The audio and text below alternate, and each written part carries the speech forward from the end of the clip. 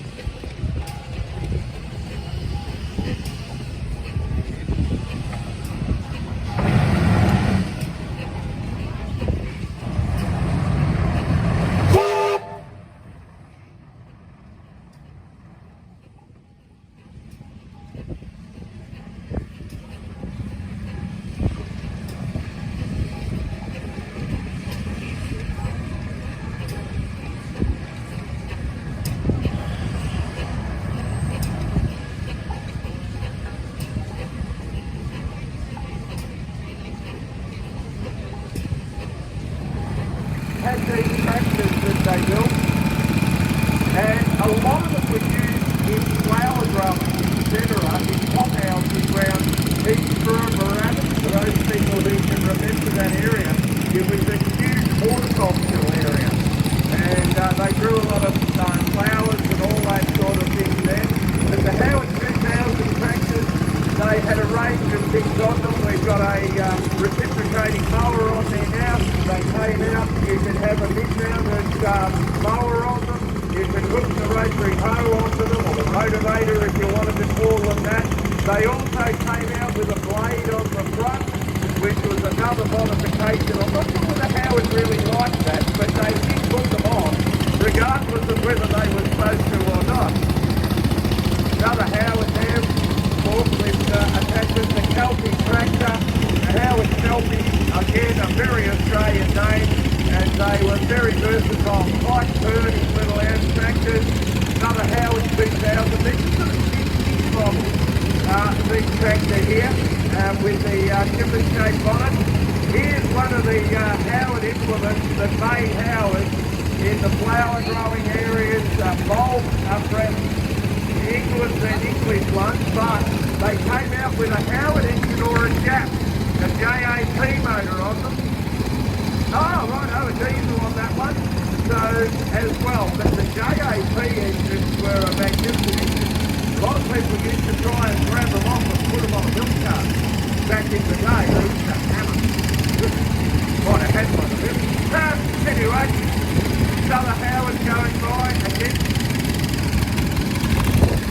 1942, and that has the JAP engine sitting off the front. Of course, JAP engines were very well known for a whole raft of things. They also put them in motorbikes as well. The rotovator there, 1942 steel wheel, out of Sylvan. Now there was a hell of a lot of these up round the Sylvan, Watson North, right through that area, and there were a lot of carrots grown with rotovators. Rotary hoe. Sounded like on a butt road, don't tell me I said that. There with those rotary hoes, the hauler. And of course these were around the fruit market, around factories and everywhere. And if anyone ever went to the fruit and veg market on Bushray Road, it's like watching a picture built out of India with the traffic now. These things were going everywhere. Howard 2000. Modified somewhat. Now there's one with a blade on the front. They used to do another Howard, Martin Collie, 2000 front motor, rotary hoe on the back, Kelpie coming by. Just needs an air conditioned cabin, doesn't it really? Yes. Inbounded mower that I was talking about earlier on, that they had on the Howard 2000.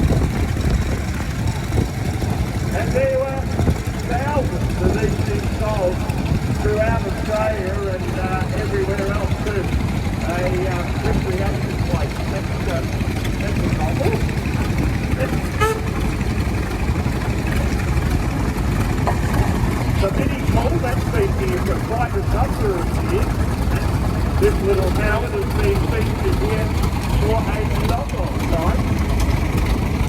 Now, we get right back to the start of it, the Goldsmith, and these were a Howard rotavator that were on the back, but these are fixed, well, set up bolsters, but they were more of a permanent attachment, not like the 3-point links where you could switch the link and put something else up. But these were everywhere on Goldsmith, and as you can see, in market gardening and flower growing and potato growing and all that, these were revolutionary. I'm not sure about the steel wheel.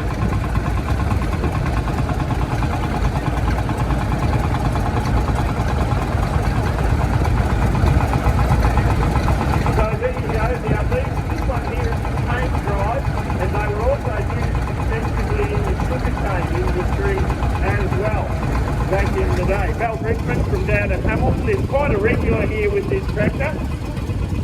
1927. Geez, it's only a year younger than you, Mel.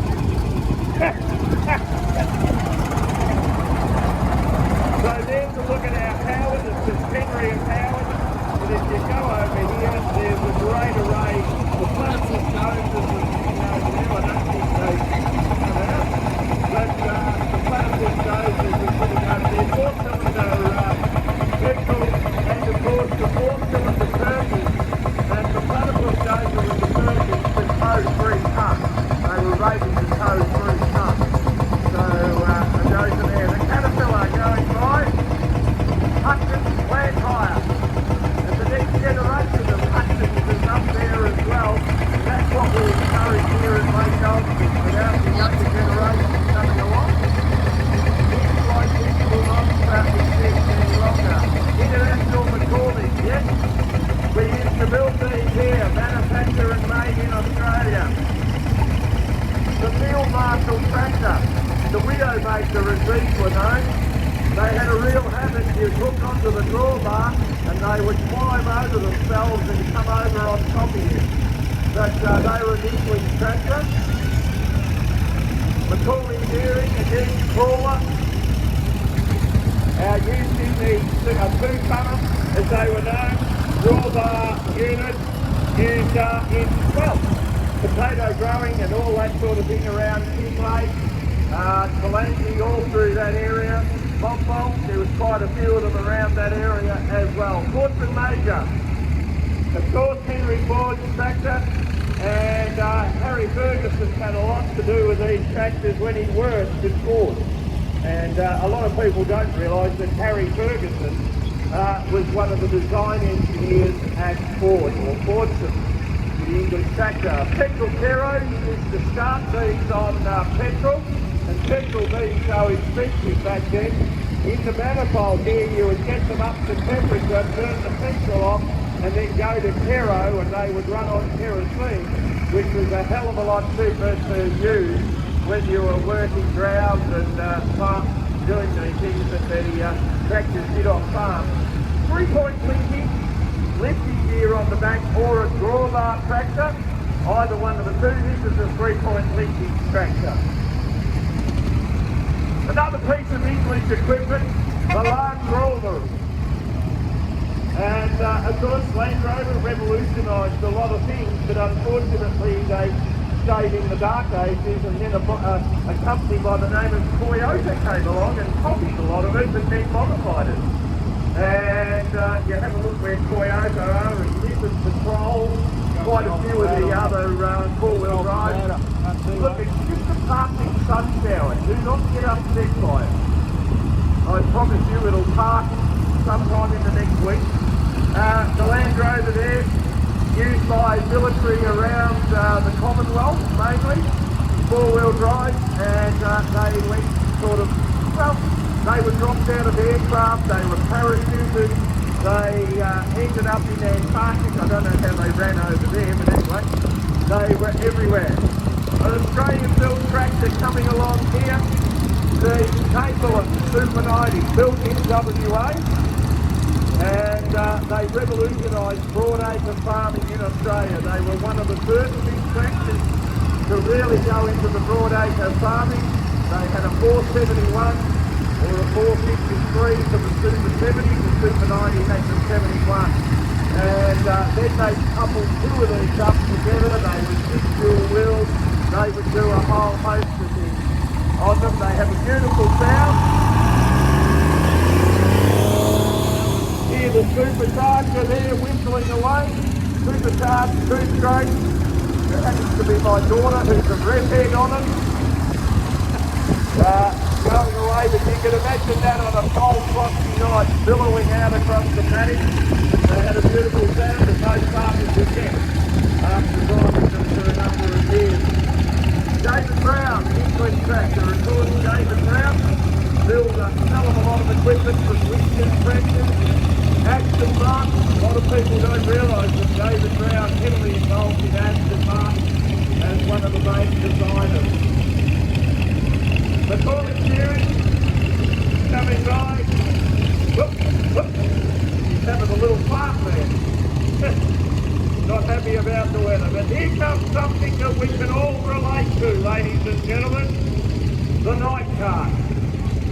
Now there's a lot of people looking at me going, what the hell's he talking about? Well, before there was the flush toilet shit, there was this. No, you didn't run out and do a poo in that. But what this carpet around, and again designed by Harry Ferguson, obviously in the fertiliser when he designed it, was the nightstand. So there you go. You would have that in the thunder box out the back, and if you realise a lot of the old towns and all that had laid up behind the back fence, why? The zinc would come down, the door would open on the back of the thunder box through the fence, the full pan would go out, he'd put it up on his head, carry it over and put it in there, and out of the top compartment he would have an empty one and slot it back in. So there we go. Now, the old thunder box, the poo cart, as it was known. Now why are people turning their nose up? It's a fact of life. And it was how it was done. Look out, I'm going to be run over by a bird. That's good. Ray Ferguson, Harry Ferguson, we were talking about him before at Fordson. He had a whole concept. Henry Ford thought he was a fruitcake, so he went out and came up with the Ray Fergie and the Ferguson system. And, well, the rest is history. He built everything from the night car, you name it. He built them. Be it 411RB, or 211RB, sorry. Sit down at toolbar, again working with flower growing, potatoes, vegetable growing. Sit down at toolbar there. High clearance, so you can get over top of the plant when it came to doing all sorts of work, whether it was spraying, weed control was done with a lot of these equipment, and you could change the spacings on the wheels. 50-inch beds were pretty common back then, and you could change the wheel width out to whatever bed width you wanted. Now, who remembers these things running around? Harrington's Bakery, all the bakeries had them, and they home deliver and these things running around. The Morris, and there was Morris, right in York, they would have bread, they had a whole raft of stuff in them. They weren't exactly a powerhouse, but by God, they did a lot of miles everywhere, floating around, doing deliveries from bread, milk, flowers, you name it. These things ran around everywhere, and the easy access in and out was because of the sliding door that you could whip out, you'd leave the door open, pull up. No seatbelts back then as well. We made it just a, you have got one now, but when they were manufactured, they did not have a seatbelt. And yeah, these things ran around everywhere. They did about 35 miles an hour. They wouldn't go much harder than that. And when they fell the hill, they slowed down. 12 horse or 8 horse or something. 14. They weren't exactly large. There we go. Howard coming around again. 2000. Twin power. That's the go. Twin powered Howard. Who believes that? Another Beard coming along. Now this has got the bed former on it. This is a pretty standard Sylvan Wanton on a 50-inch bed, the Howard selector tilt, and that's how Gibbons Rawlings toolbar on the back, and then you would rotary hose through and it would form your beds up in here where I'm standing right now. There, out there in the middle, if you want to wander out there later, you can have a look. They did a couple of runs with it yesterday. We'll get underway with our scheme. And may I say, we have the New Zealand engine leading the way, Lincoln Lady, the lovely Ruston, but I must say it's with a heavy heart that I talk about these engines, because Noel Miles, father of Rodney and Andrew, and grandfather to Hayden and Ryan, passed away only about 10 days ago. And they have come across the ditch again, and they are running the engine. Noel, for those people who knew him, was just a utter gentleman who could sit down and talk to anybody from all walks of life, and was coming across here since about the late 80s, early 90s, and they've restored these engines here, and unfortunately, as I say, about 2 weeks ago, unfortunately, Noel was admitted to hospital and died soon after, which was a very sad thing for us all over here. But it's good to see everybody here, Rodney up there. Not quite sure why my son's driving, but anyway, there you go. Basie Lady was another of the engines, one of the first ones they restored from an absolute scrap heap back to what it is. It's one of 2 engines left of its type out here, and Basie Lady did a lot of work around Hamilton, Coleraine, captured them through to Mount Gambier. Heavy haulage unit really would be the way to describe it, pulling transformers and all sorts of things around those areas off the railhead of the day. So the 1907 Burrell, the Clayton steam wagon coming on by. The next generation after horse and drays, horse and cart and everything, the steam wagon, the trade truck really of today. Clayton is just a brand or a make, no different to Isuzu, Hino, Bedford, whatever you want to call it in this day and age. Hyundai now, we have trucks from Hyundai, of course, God forbid. But the Clayton Shuttleworth, built in England, roof overhead, hot in summer, maybe not too bad today. He's a little bit drier than most probably me standing out here. But as you can see, what a revolution. You didn't have to stop with the horses and all that. Provided you had coal, wood, whatever to fire it up and water, away you'd go. Tiny little traction engine, Abilene Porter, originally a road roller, converted to a traction engine many years ago. It's an engine that's been at these rally grounds since 1962. It has been here a long time. It's one of the pioneers of the rally grounds here at Lake Goldsmith. The Cowley Roller, 1930 model, built right here in Ballarat, ladies and gentlemen. Yep, we used to make stuff like this. And Cowley Road Roller, obvious what it did. It has made a lot of roads around Ballarat. And the Cowley. Eureka Ironworks, Miller Brothers Engineering in Ballarat. For those people who are familiar with Ballarat, was where these were built. The John Fowler 6-horse engine coming by next, owned by the Scobies at Dean, and magnificent little engine this.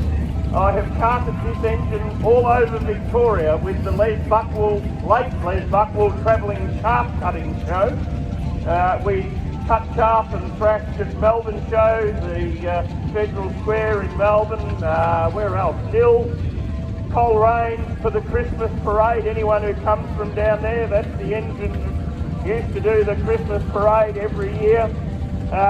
It's been Bendigo, you name it. It's been everywhere, that engine, doing displays. It's featured on quite a few ads and films and everything. It's a bit of a celebrity, really, when I think about it. So another Fowler going by, the 1909 model, and the Yellow Peril, as it got the nickname for obvious reasons.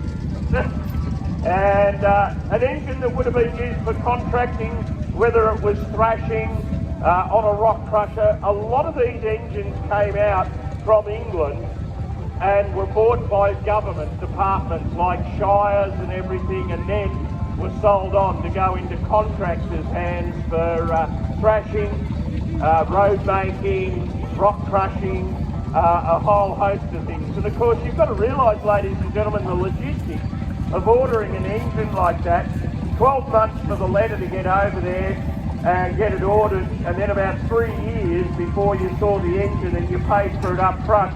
They came out on a sailing ship, most of them in their day, were freighted out, and of course ships sunk. There was all sorts of things that happened when you were shipping them out. The boat going by, another English engine.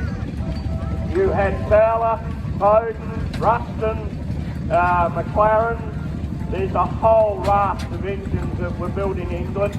A lot of people wonder why we had all English engines. Well, King, Queen and Country, we were a Commonwealth country, so we tended to lean more towards the English engine. Although there were Case engines and that out here, Buffalo Pit.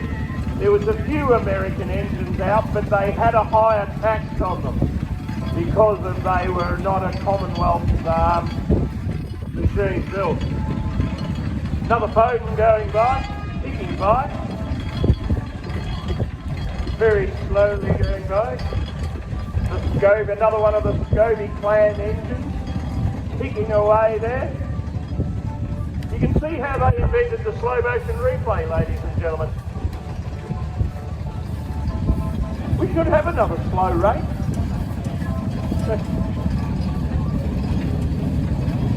This one sat down not far from here at Yellow Waipora for many years and was,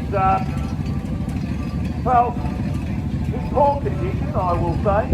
And Steve Scobie got hold of it and they have restored it back up, and she's looking absolutely magnificent. An Abilene Porter going by. Now, we were talking about Tiny. Well, this is what Tiny looked like in original life before it turned into a traction engine. So the Abilene Porter, an English engine again, and it's quite obvious to see what it does because it's doing it right now in front of your very eyes. A bit of moisture, look at the way it's pushing down the surface there with the front drum and cooking up the hill. Another Fowler coming by. Victorian, the late John Norris, who was secretary here of this club for, well, many years, our longest serving secretary to this point, may I say. And this engine, well, featured in a lot of ABC, Big Country, you name it. This engine was on it. It's very well known, old Vicky as we call her, and has been here since the 60s. Again, another engine. Would have been used for a contractor, thrashing, all that sort of thing. Would have come out as a government engine of the day. Ruston by the Kiwis, as we were talking about earlier. So there we go, ladies and gentlemen. There's our grand parade on the day. Thank you very much for your participation. Good to see a lot of people at